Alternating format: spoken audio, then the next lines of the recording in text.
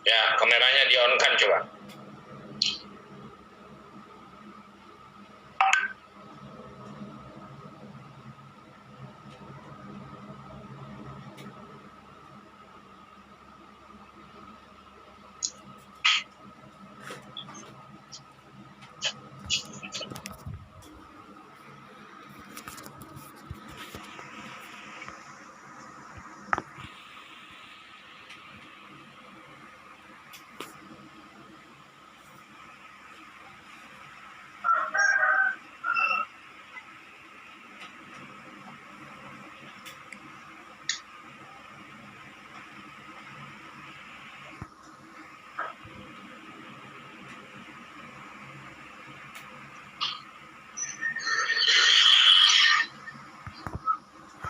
Oke, itu ada yang dari Samratulangi. Siapa tadi?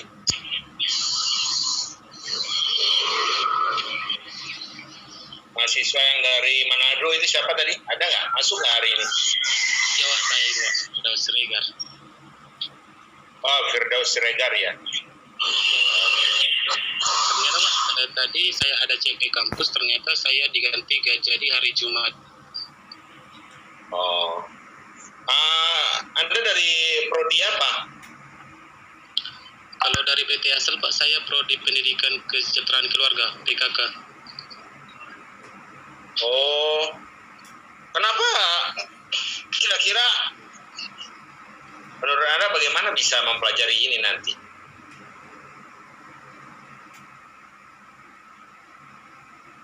Bagaimana Pak? Bagaimana nanti mempelajari mata kuliah yang berhubungan dengan keteknikan?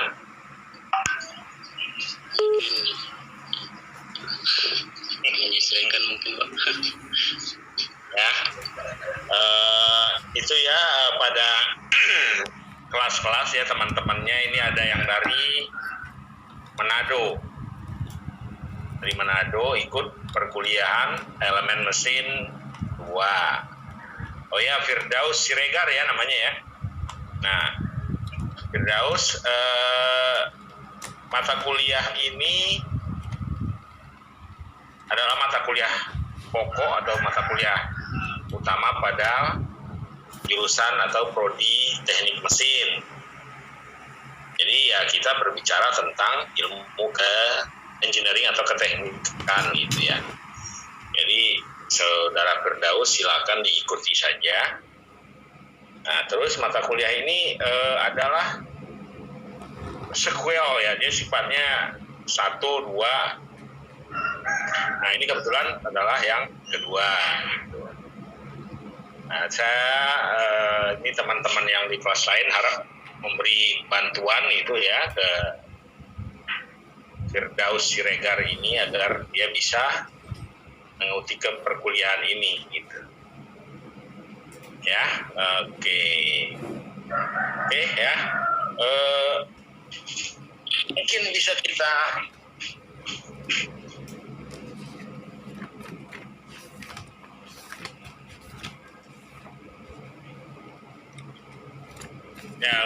bisa mulai. Ini udah pertemuan keberapa ini? Kedua apa ketiga ya? Harusnya ketiga ya. Nah, saya mau share screen. Nah, ini ya, yaitu perencanaan elemen mesin.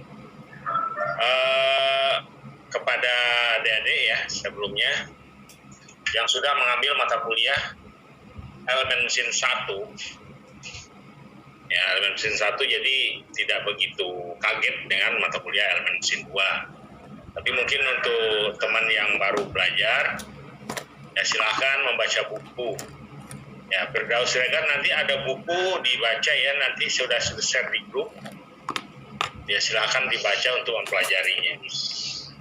Nah, kemudian ini untuk kelanjutan dari minggu kemarin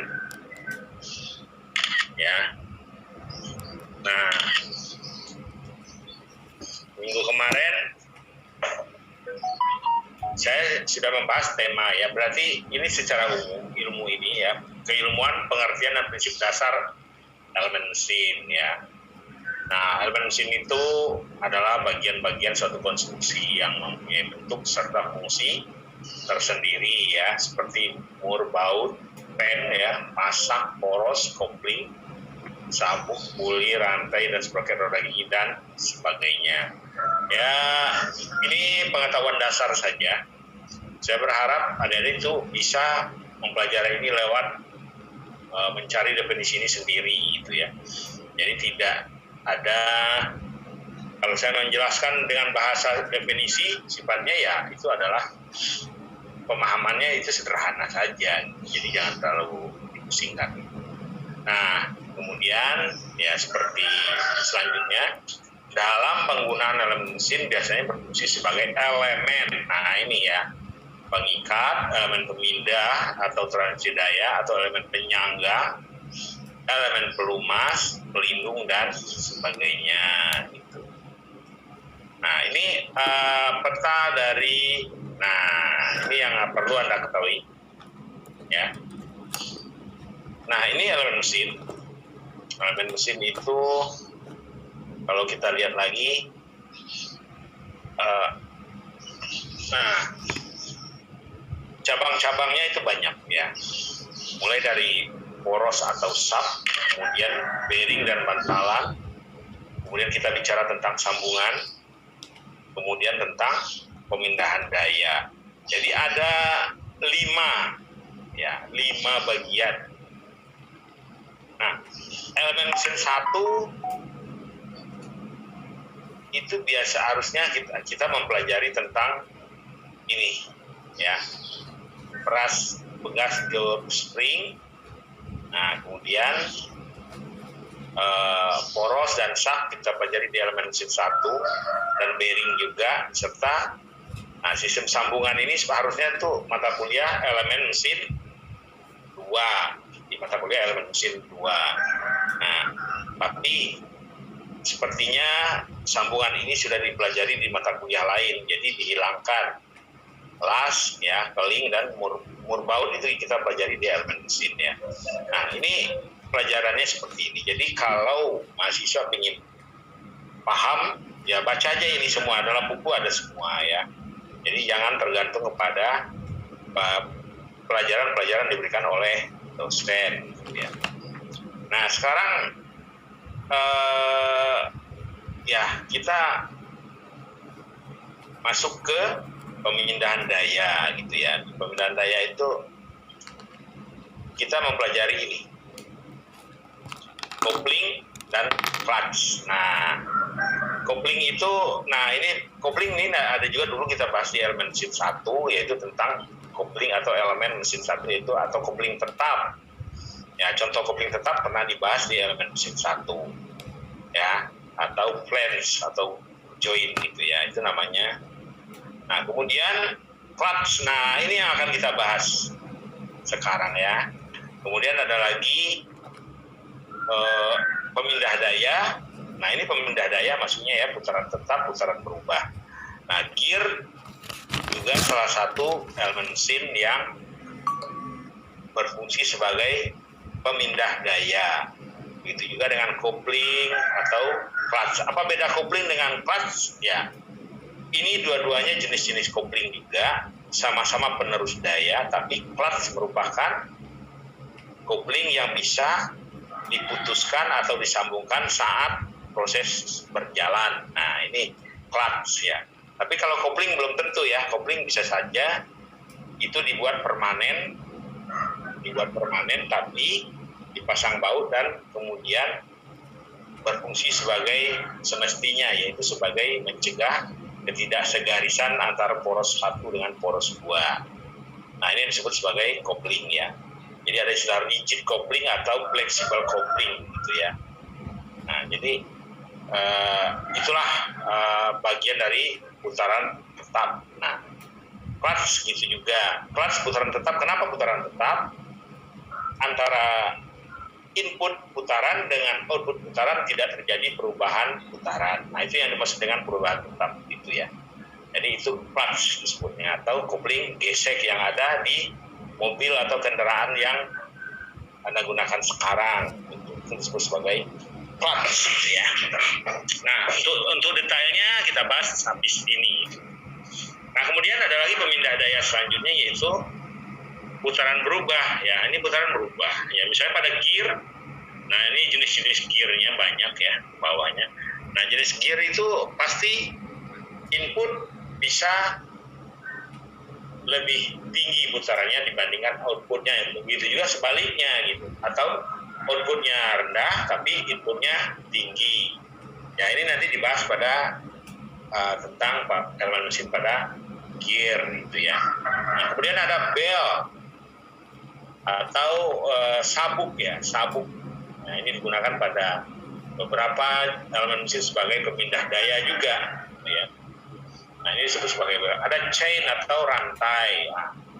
Ini chain dan bell dan chain ini pada dasar prinsipnya sama, tapi mereka digunakan dalam kasus-kasus berbeda ya. Yaitu ada alasan-alasan tertentu kapan kita menggunakan bell, kapan kita menggunakan rantai atau chain gitu ya. Jadi bukan berarti Anda jangan pernah bilang pakai bell lebih baik, chain jelek, atau sebaliknya chain jelek, bell baik. Oh, bukan begitu. Dasar-dasar pemilihan elemen mesin bukan berdasarkan baik atau buruknya, tapi berdasarkan kondisi atau pilihan-pilihan yang dimana mengharuskan memakai kedua elemen tersebut gitu ya. Nah, ini yang disebut sebagai putaran berubah. Nah, oke. Nah, ini map dari elemen mesin. Kemudian di sini ada bantalan ya, bearing ya. Nah, bearing juga nanti kita bahas, ada pertemuan selanjutnya. Nah, itu sebagai salah satu bentuk elemen mesin yang digunakan sebagai penahan atau tempat duduknya suatu elemen mesin poros atau roda gigi kan gitu. Nah, ini jenis bearing juga dibuat atau didesain berdasarkan kebutuhan atau posisi-posisi atau kasus-kasus tertentu. Nah, ini ya. Nah, itu nanti ada juga, nanti kita bahas bearing juga. Ya. Nah, kemudian selanjutnya ya. Nah, selanjutnya apa? Nah, ini sama ya dengan yang tadi ya, elemen mesin penyangga. Ini saya nggak usah bahas. Kita langsung ke ini.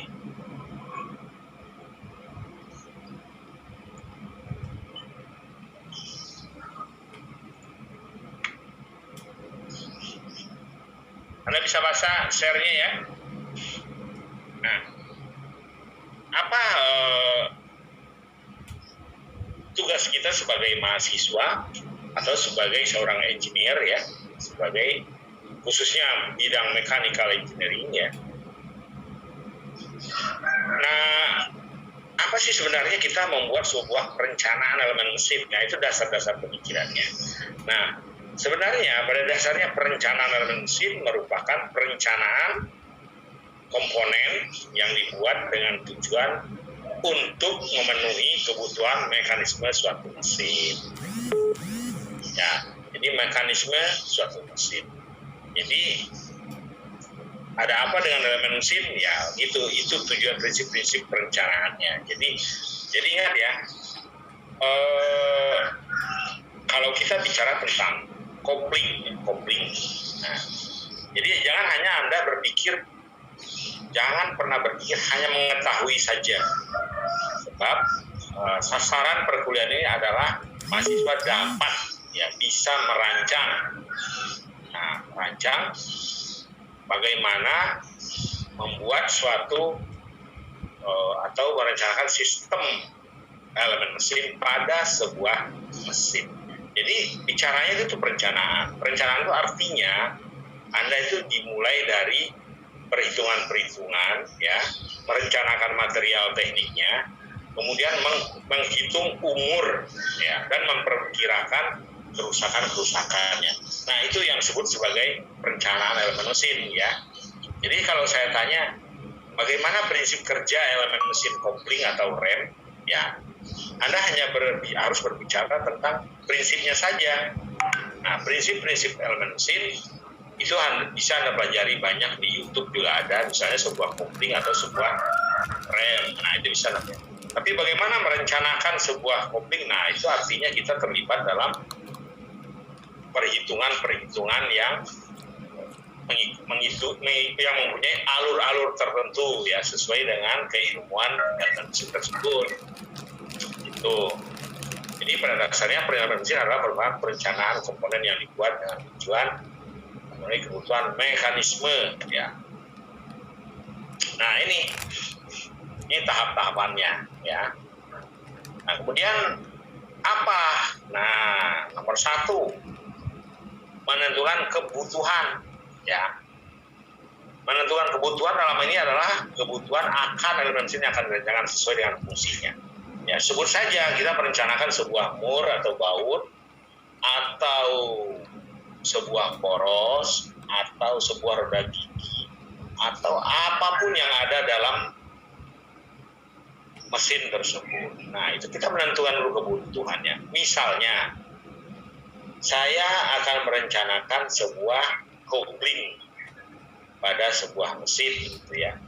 Nah, artinya apa yang harus diperhatikan selanjutnya? Ya, masuk ke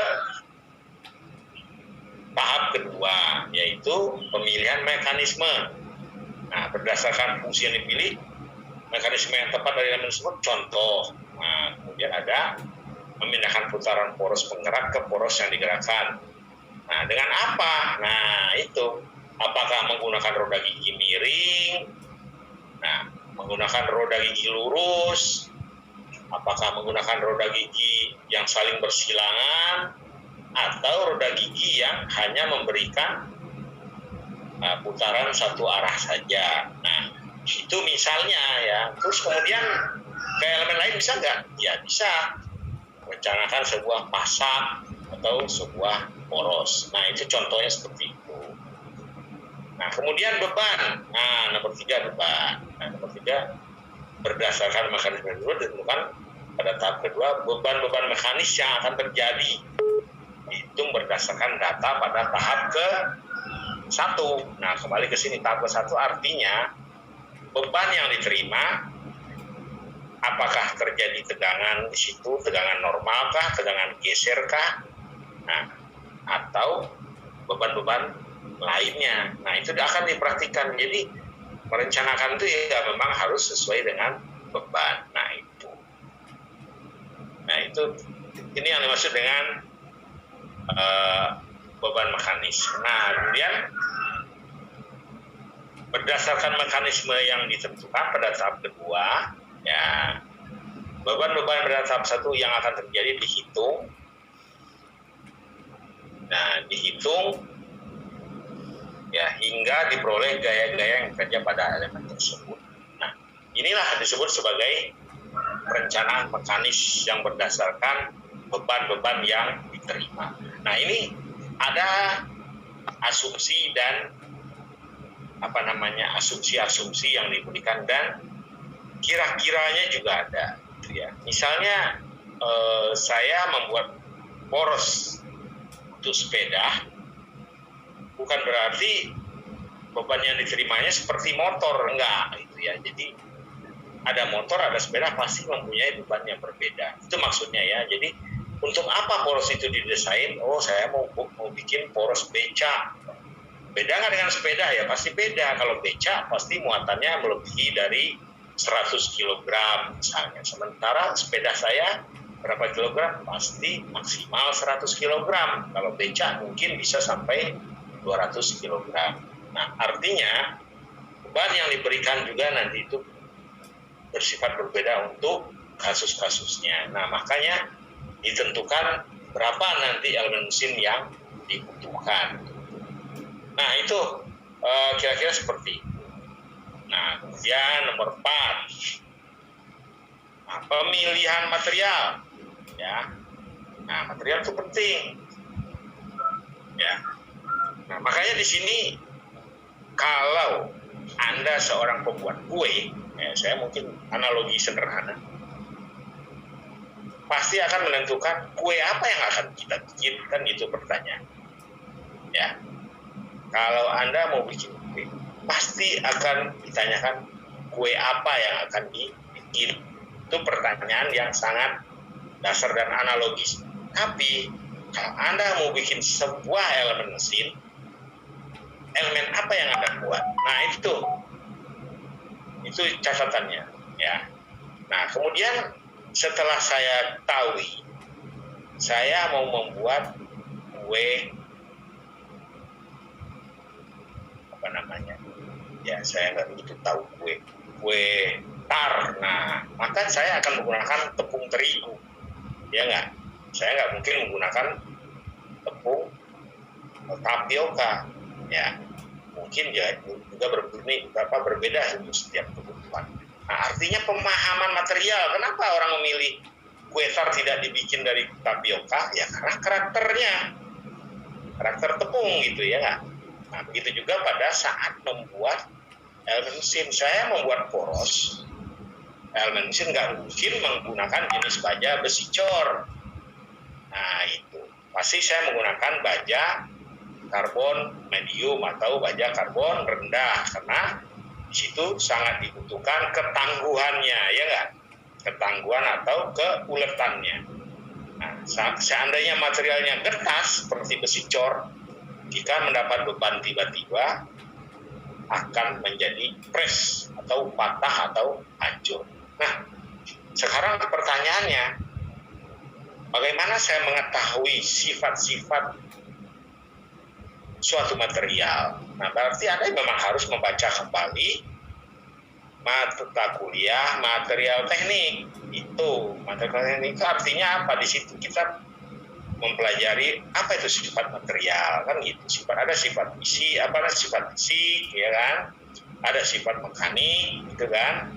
Dan ada sifat teknologi. Ada kan 3 itu sifat itu di ilmu material teknik, ya kan? Kalau dia berhubungan dengan lingkungan, tahan corrosion apa namanya, karatan gitu ya, itu berarti kita mengetahui sifat fisik materialnya. Tapi jika material tersebut rusak, gampang patah, tidak tahan beban tiba-tiba, nah artinya Anda juga harus mengetahui bahwa itu mempunyai sifat-sifat mekaniknya. Ya, sifat mekanik apa sih? Ya kan gitu. Di material teknik kan kita belajar bahwa suatu material jika diberi beban akan didapatkan jika suatu material diberikan beban akan mempunyai perilaku yang berbeda. Nah, itu sifat disebut sebagai sifat mekanik gitu ya. Nah, bagaimana mengetahui sifat mekanik? Ya tentu ada pengujian lab yang berhubungan dengan pembebanan, kan gitu. Misalnya ada uji tarik, uji puntir, uji impact, ya nggak? Uji lelah atau fatigue test. Nah, itu yang menyatakan bahwa material tersebut diuji untuk mendapatkan atau untuk mengetahui perilaku material tersebut jika diberi beban. Nah, makanya dari sini kenapa elemen mesin dituntut mahasiswanya mengetahui ilmu material teknik? Karena apa ya? Karena dalam perencanaan pemilihan material harus diketahui oleh seorang engineer atau seorang perencana pembuat elemen mesin itu. Ya, apa bedanya tukang kue dengan Anda? Sama saja.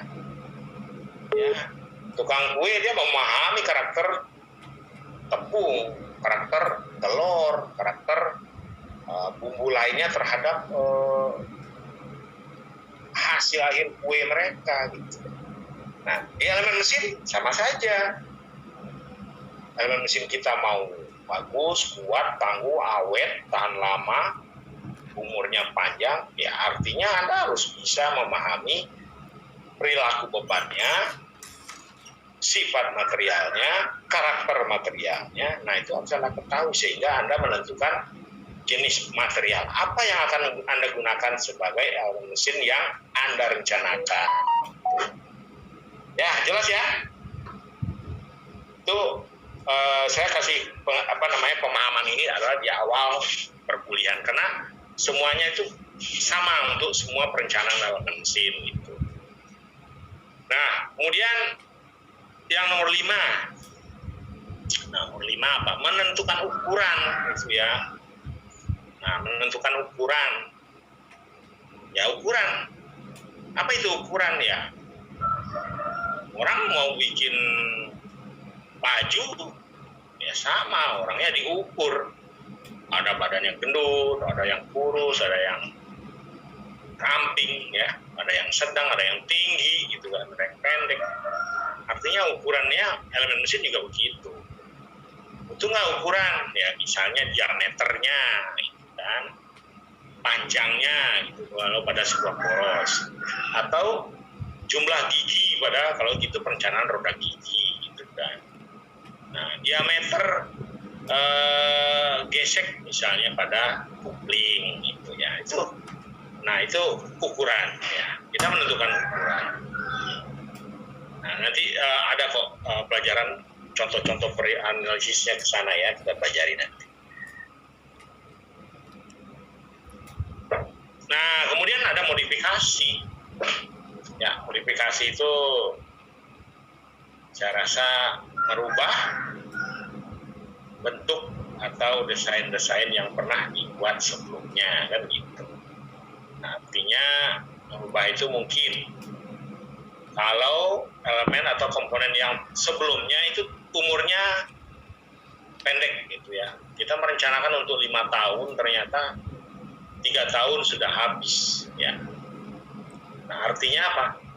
Ya, Anda lakukan modifikasi. Modifikasi artinya mungkin bahan diubah atau diganti dengan bahan-bahan jenis lain. Oh, ini ternyata tipe bahannya pakai yang ini, yang mempunyai koefisien gesek yang tinggi gitu misalnya. Atau materialnya yang tadinya Anda menggunakan baja karbon rendah ya. Nah, tapi kurang bagus, ternyata gampang rusak. Ya, baru 3 tahun sudah patah atau apa. Berarti saya harus mengganti materialnya dengan menggunakan misalnya baja paduan atau alloy steel ya, baja-baja yang menggunakan unsur-unsur material tertentu agar menghasilkan sifat mekanik yang lebih baik. Nah, itu namanya modifikasi gitu ya, itu modifikasi namanya. Nah, itu juga termasuk dalam perencanaan elemen mesin gitu ya. Nah, kemudian jadi yang ketujuh gambar kerja ya. Nah, pada tahap ini ukuran-ukuran penggambaran kerja diperoleh dari gambar. Nah, ini diperoleh baik gambar detail maupun gambar perakitan. Nah, ini jadi gambar itu adalah bahasanya orang teknik ya. Kenapa saya sebut demikian? Itu bukan kata saya, itu bahasa yang sudah umum dalam ilmu mechanical engineering gitu ya. Gambar merupakan bahasa orang teknik. Ya, kalau orang Manado tadi ya, ada teman Anda Firdaus Regar tadi dari Manado, terus berbicara misalnya dengan Rinaldo ya, itu pasti menggunakan bahasa Indonesia. Nggak mungkin Anda satu berbahasa Sunda, satu berbahasa Manado, nggak nyambung ya. Atau satu bahasa Jawa, satu lagi bahasa Minang atau bahasa lainnya, tidak nyambung. Sehingga dibuat kesepakatan secara internasional, yaitu namanya gambar teknik atau gambar kerja. Nah, apanya yang internasional? Ya standarnya, gambar, ukuran garis, proyeksi, tanda-tanda pengerjaan, ya, ukuran. Nah, itu harus bisa dibaca oleh seorang perencana elemen mesin dan bisa juga dibaca oleh seorang yang bekerja pada proses-proses manufaktur atau pemesinan. Nah, itu disebut sebagai gambar kerja. Jadi, Anda sebagai perencana atau sebagai desainnya, nah, hasil akhir dari semuanya itu adalah gambar kerja. Nah, gambar kerja nanti masuk ke ruang produksi dan dibaca oleh operator-operator mesin perkakas. Ya, misalnya ada proses bubut kah, ada proses boring kah, ada proses press kah. Nah, itu dibaca oleh orang-orang ya bahasanya bahasa bengkel gitu ya.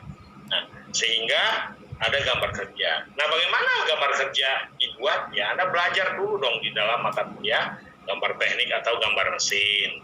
Karena di situ sudah ada aturan-aturan dan standar-standar yang harus Anda pahami. Ya gitu ya.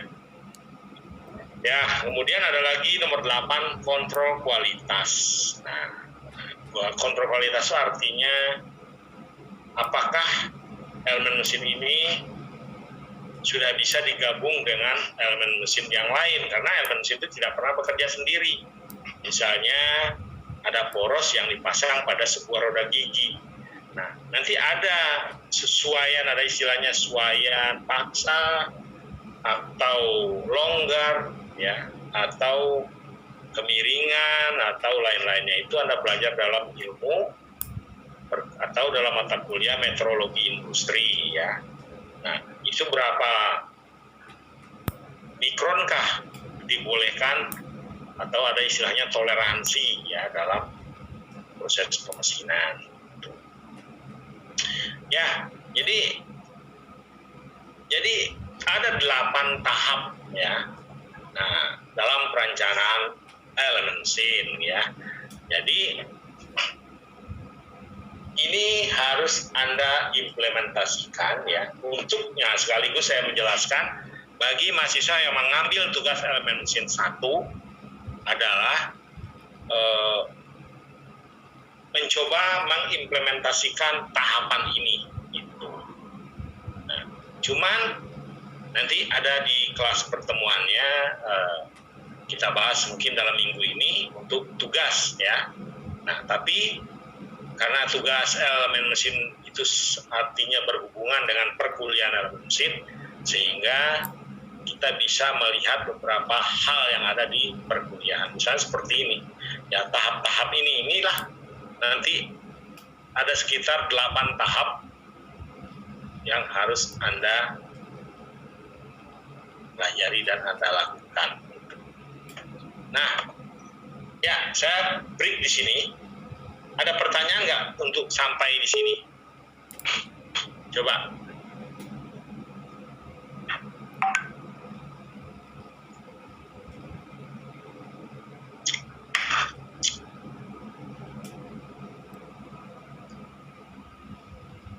Ya, ada pertanyaan?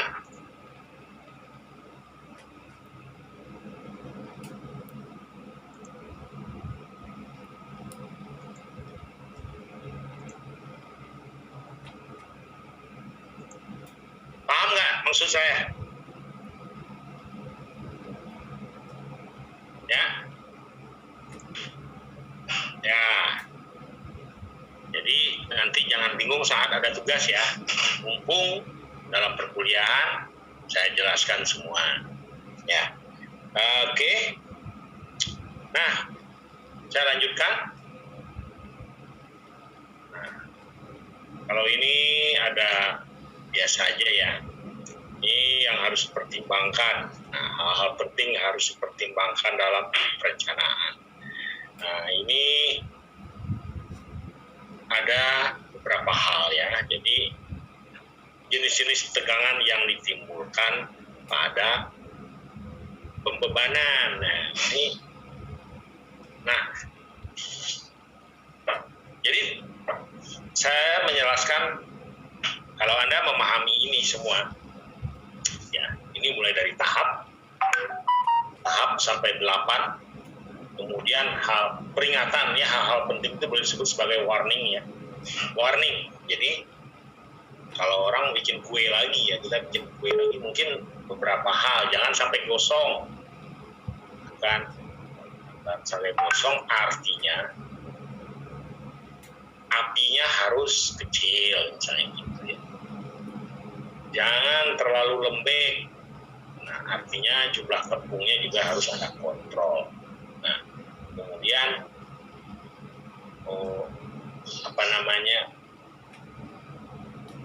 jangan terlalu salah satu bumbunya terlalu terasa, ya, artinya jumlahnya juga dikontrol. Nah, sama dengan hal Anda membuat sebuah elemen mesin. Jadi beberapa pertimbangan, ya, hal-hal penting harus dipertimbangkan dalam perencanaan mesin, ya, ini pertama ya, ini poin saya sifatnya poin ya, tidak ada nomor 1, 2, 3, bukan. Ini boleh dari mana saja Anda mulainya boleh. Misalnya dari fasilitas bengkel ya, boleh gitu ya. Nah, kemudian apa nomor pertama ya, poin pertama, jenis-jenis tegangan yang ditimbulkan.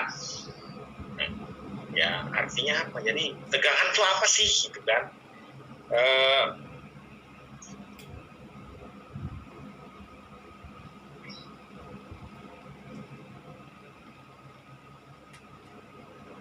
Ya, jenis tegangan yang ditimbulkan oleh pembanan.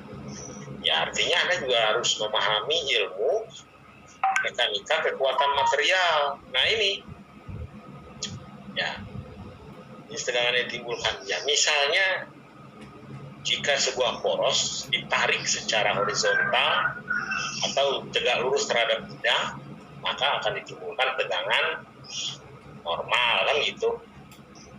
Jika kendaraan diberi beban tegak lurus atau segaris dengan bidangnya, maka akan timbul tegangan geser. Nah, jadi ada tegangan normal, tegangan geser, kan gitu.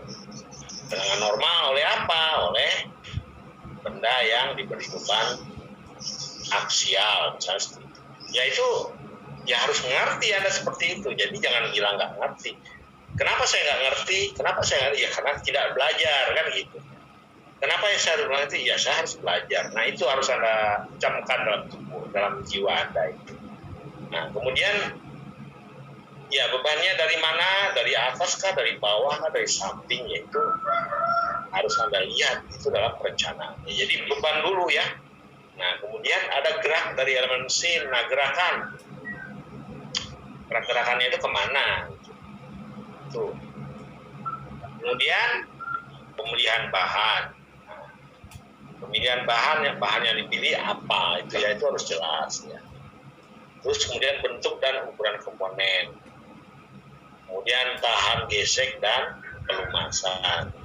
Nah kemudian ada istilah hukum ekonomi. Nah hukum ekonomi itu ya, itu sebenarnya kembali ke orang yang mengerti tentang bisnis ya, bisnis. Ya misalnya begini logikanya.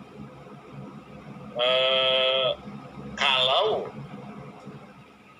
elemen mesin itu kita hanya butuhkan 3 tahun saja. Nah, berarti rancangan Anda itu ya cukup 3 tahun, nggak usah merancang sampai 5 tahun umurnya gitu. Karena ya hanya dipakai dalam 3 tahun. Nah, artinya Anda akan menghemat material sekian persen dari total yang dibutuhkan. Itu yang disebut sebagai hukum ekonomi gitu ya. Nah, jadi Anda jangan salah persepsi ya, katanya barang-barang Cina itu kualitasnya jelek. Enggak. Barang-barang Cina itu dibuat berdasarkan tingkat kebutuhan gitu ya. Jadi kalau Anda mau yang biasa-biasa ada, yang cepat rusak itu artinya ya pemakaiannya juga jangan harus sama dengan barang-barang yang dibuat dengan kualitas tinggi. Enggak, mereka ada semua. Jadi mereka ada istilah KW1, KW2, KW3. Nah, seperti itulah, itu yang bertujuan biasanya itu untuk hukum ekonominya. Jadi jangan Anda berpikir di Cina barang jelek semua dibandingkan buatan Eropa atau buatan Jerman. Enggak gitu. Ya, mereka juga bisa membuat barang-barang bagus. Tapi mereka mempunyai market atau pasar tersendiri. Ya, nah kemudian ada hal-hal lain seperti penggunaan komponen ya komponen standar ya, artinya ya komponen yang sudah ada di pasaran ya dan mempunyai ukuran-ukuran yang sama. Nah, kemudian keamanan operasi ya, keamanan operasi itu berhubungan dengan kualitas material juga. Artinya tidak boleh rusak hanya dalam waktu dalam saat operasi. Kalau rusak pada operasi akan menyebabkan kecelakaan atau kerugian lainnya itu ya. Kemudian fasilitas bengkel ya, fasilitas bengkel itu ya Misalnya Anda membuat sebuah poros, ya. Sebuah poros dibuat itu tidak mungkin menggunakan hanya satu mesin perkakas saja. Pasti ada misalnya mesin bubutnya, mesin bornya, ya, mesin pressnya, ya. Nah, itu yang lengkap nggak itu, gitu. Nah, itu harus ada. Kemudian ada lagi jumlah komponen yang akan diproduksi. Nah, jumlah komponen itu adalah berhubungan dengan repeat. Ya, repeat artinya pembuatan komponen yang berulang-ulang dengan ukuran atau dimensi yang sama. Nah, artinya nanti dalam 10.000 yang Anda buat akan dilakukan kontrol kualitas atau QC untuk melihat konsisten atau tidak ukurannya, karena kerusakan atau keausan suatu pahat pada proses-proses produksi itu juga akan mempengaruhi pada komponen yang dibuat secara berulang-ulang atau komponen yang dibuat secara massal atau komponen yang dibuat lebih dari 100 piece atau jumlahnya yang jumlah banyak gitu ya. Nah, itu yang maksud dengan jumlah komponen yang akan itu harus melalui kontrol kualitas dan jumlah produksi itu. Nah, kemudian harga konsumsi total, ya artinya itu kembali juga ke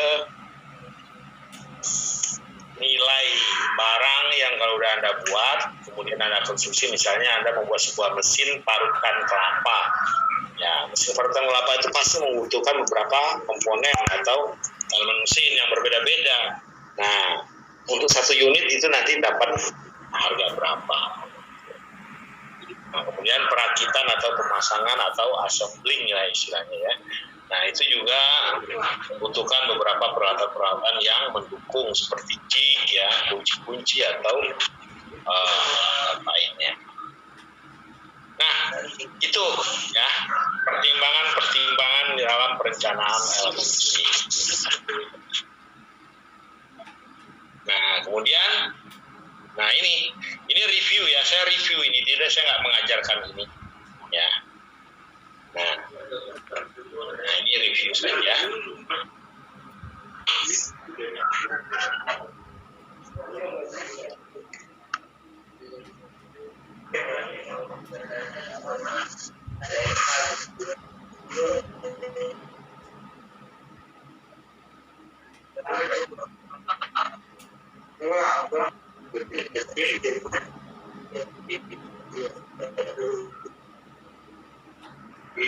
Itu di suaranya jangan ini. Raden Muhammad Rafi.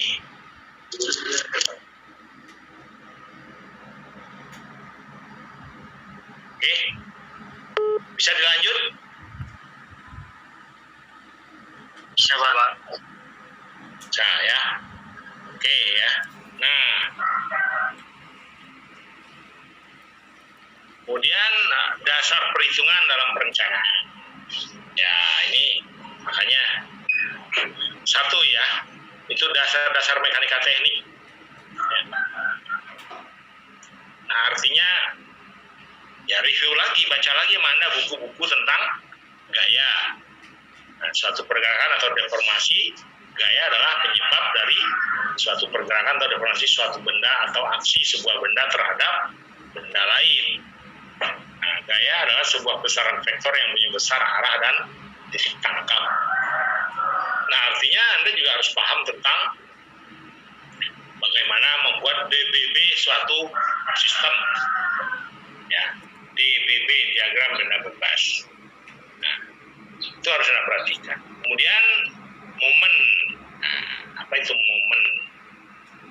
Adalah sebuah gaya yang masuk untuk menggerakkan atau memutar benda, ya. Ya, itu harus Anda pahami apa itu gaya, momen, atau kesetimbangan ya. Nah, saya nanti akan kasih tugas dasar tentang ini. Saya untuk mengevaluasi sejauh apa pemahaman Anda terhadap mekanika teknik dasar.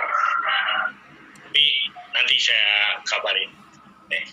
Nah, kemudian ini harus perhitungan dalam perencanaan itu ini. Nah, kemudian ada lagi dasar-dasar kekuatan bahan. atau material ya. Kemudian di situ ya apa itu tegangan normal, apa tegangan geser, silahkan dibaca kembali buku Mekanika Teknik 2 atau buku ilmu material tekniknya, dan atau ada mekanika kekuatan material di Mekanika Teknik 2 ya. Jadi kalau saya sebut ini tegangan normal, tarik atau tekan, ya tegangan tarik adalah tegangan yang disebabkan oleh gaya yang tegak lurus. Ini kalau Anda tidak pernah tahu DBB-nya seperti apa, kasusnya seperti apa, ya itu sama aja bohong ya. Itu kita tidak belajar dalam dunia khayalan ya.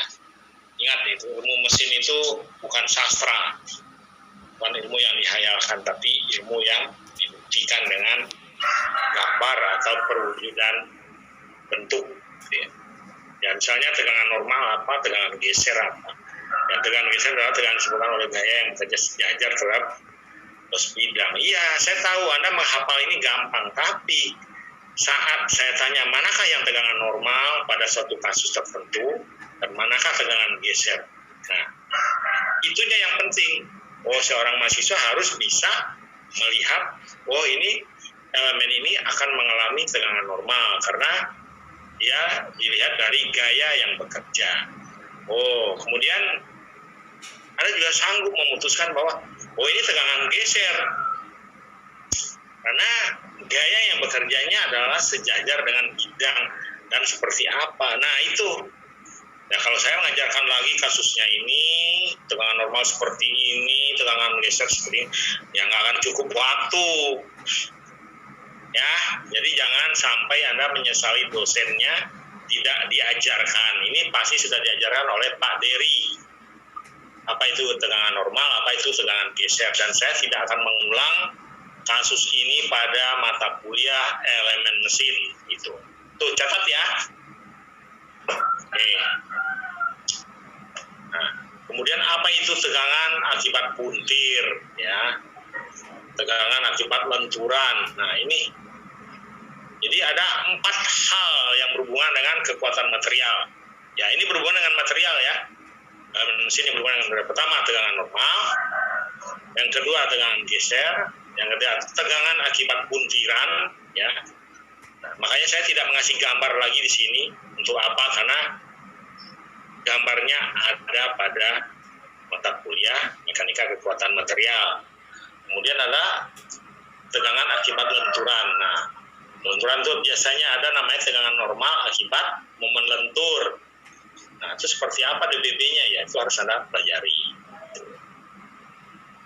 Ya.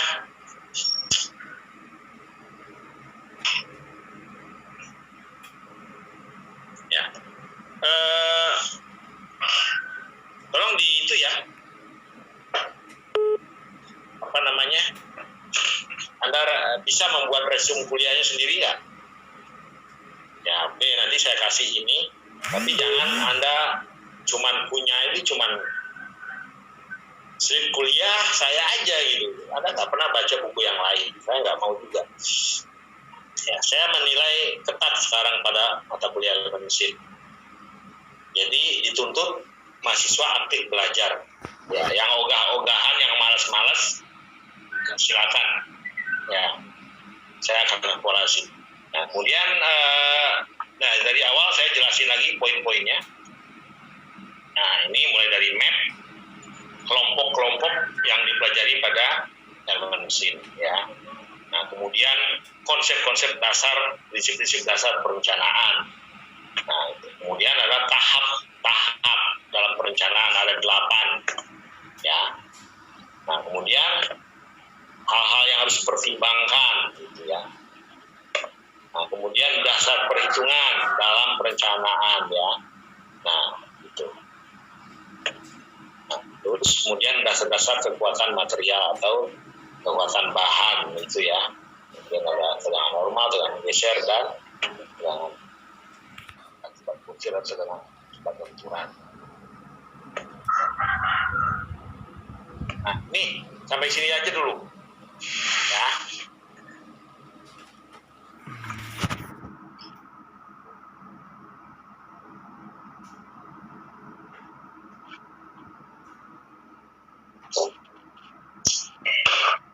Ya, silakan break 5 menit. Saya akan mulai lagi 5 menit.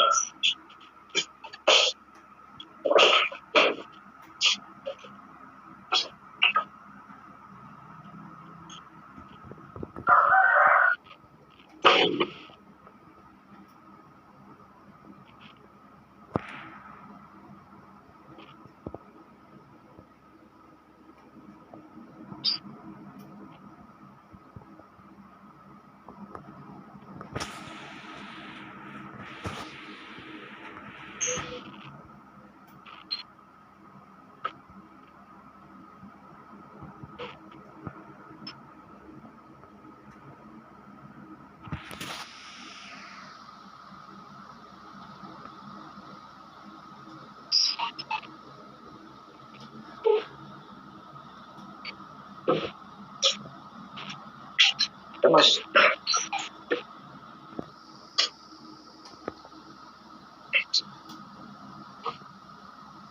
Bisa nggak kamu telepon dia langsung?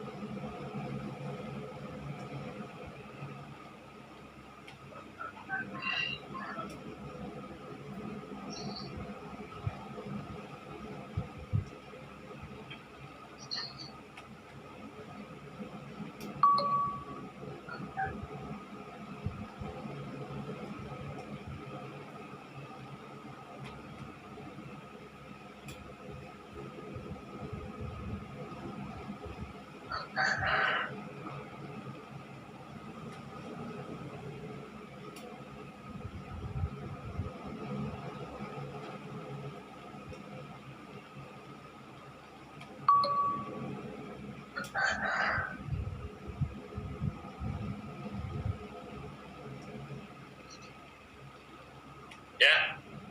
bisa dimulai lagi?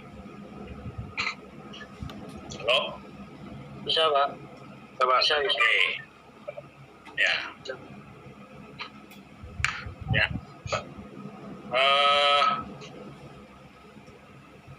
Kita masuk ke materi